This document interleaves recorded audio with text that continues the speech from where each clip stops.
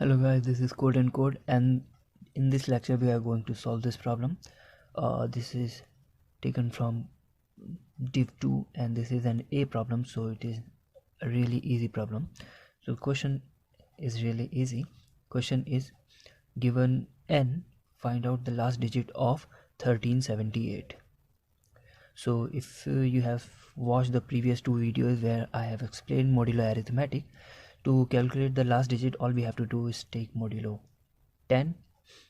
So that is what we are going to do in this lecture. We will be calculating 1378 raised to power n modulo 10.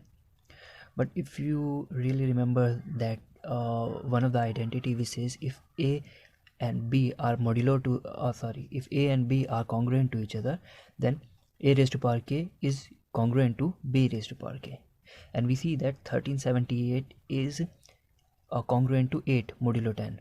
So instead of calculating 1378 raised to power n, we can calculate 8 raised to power n and modulo 10. That would give us the last digit as well. So just let's jump into the code editor and start. So yeah, in each time we would be given in the input n, we would read the input n. We are calculating base, that is 8 raised to power n modulo 10. So let's define the power function. It would return long ints, but I have already defined hash defined directive for it, because it becomes really long to write long int again and again, because even in the parameter of this function I have to use like 3 times. So a raised to power n modulo p. So we initialize the result with 1, and if you have watched the video from binary exponentiation, we are going to use binary exponentiation to calculate power quickly. So what we do, you remember, if n is odd, that is n modulo 2 is double equal to 1. Even if you don't write double equal to 1, it would be true only if n is odd. So if n is odd, what we do result is equals to result into a, and then we do n minus minus. Remember, just do this, and then else what we do a is equals to a into a, and then n divided equals 2, and finally we return result. But the problem is we have to take it modulo p. So, and in the previous lecture I explained, if we have to calculate a into b, what we can do, if we have to calculate a into b modulo p, we can write it as a modulo p into b, which is actually this one, modulo p, and then we can take whole modulo p. So we don't have to write we don't have to take modulo every time. We can directly use this.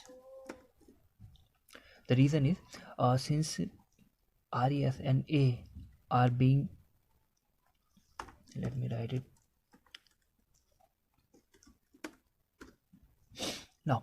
The reason is, since A, when you are calculating A, each time you are making you are calculating it modulo p, so it would be smaller than p, which would be in p is like 10, yeah, so it would be smaller than p, so it would not go outside the bounds. So, and same goes for result, since the result is also being modulo each time with p, so whatever is stored in the result won't go above 10.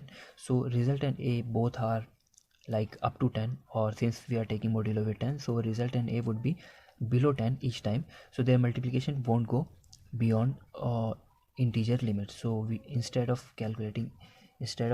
each time calculating this, remember in the previous lecture I explained why we do this. We do this to stop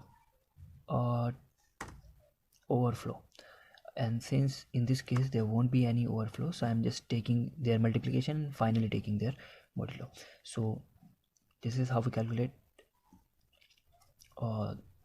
power in modular arithmetic. All you have to do, wherever there is multiplication operation, just apply the multiplication operator, and also apply modulo after that. Same goes here. Now after that, our result contains the result, that is the last digit. So if you run this for the first test case, when n is equals to 1, of course the last digit would be 8, and if n is equals to 2, last digit would be 4. So you see, n is equals to 2, the last digit is 4. So if we submit this, yep, just submit this. Is it running? And is accepted. So we see how we calculated the last digit of a number. See, we calculated 8 raised to power n because 8 is congruent to 1378 modulo 10. You can also write 1378 completely and it would still give the same result, because in the congruences we have seen that, yeah, same result. So in the congruences we had seen that if a and b are congruent to each other, then a raised to power k is congruent to b raised to power k. So either you can calculate 1378 raised to power n modulo 10 or simply 8 raised to power n modulo 10, both would work. So this was how we applied modular arithmetic to solve some problem. And now in the next video we are going to solve a better problem taken from CodeChef. So till the meantime, thank you guys for watching, and keep coding. Thank you.